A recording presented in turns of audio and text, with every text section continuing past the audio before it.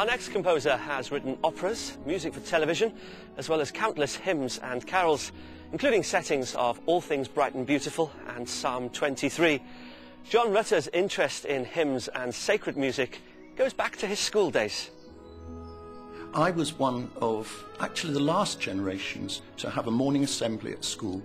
So knocking around in my mind is a repertoire of, I suppose, 200 or 300 hymns, psalms, prayers, passages from the Bible, which are just part of my mental furniture, which will only be erased by senility or death. They're just there. They're part of me.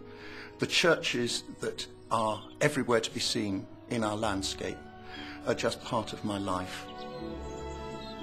And nothing seemed more natural to me than to write for the church that I was baptized into and that I grew up in. When you set a text, you have to understand and believe that text at the time you're setting it to music. What happens, you might wonder, after the piece is finished? Do you step down from that plateau that you have been on while you're writing it?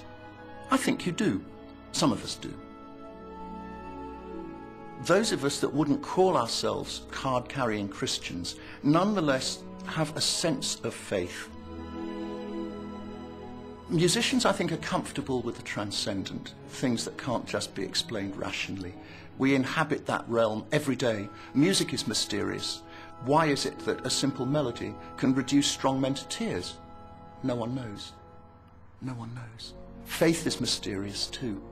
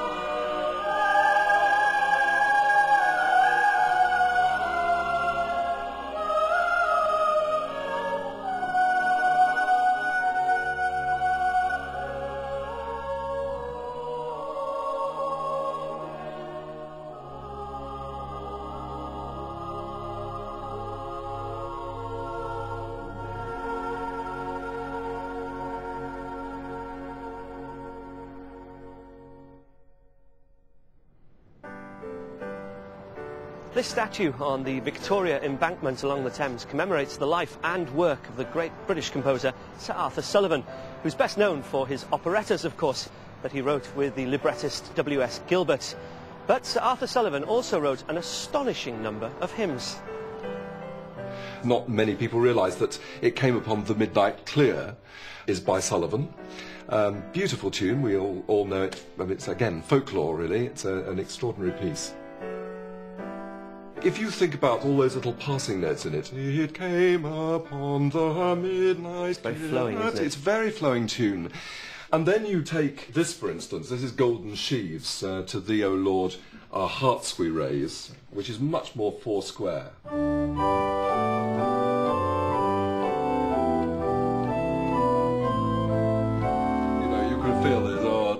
da, da, da. One is incredibly lyrical and the other one a lot more ploddy. Exactly. And I think that it is interesting, really, that the composers who followed Sullivan, the sort of later generation, like John Ireland, Herbert Howells, this later generation than Sullivan, these were composers who then actually picked much more up on the song element, which is more evident in It Came Upon the Midnight Clear. He certainly could write those catchy melodies. You know, take for instance, Onward Christian Soldiers.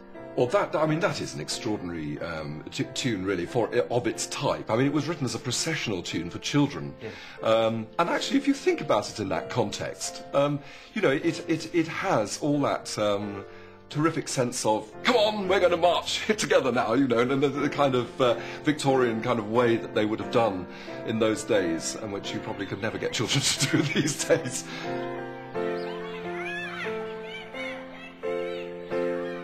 Another of Sullivan's non-operatic works that has stood the test of time is The Long Day Closes, sung for us now in Tewkesbury Abbey by the Kingsingers.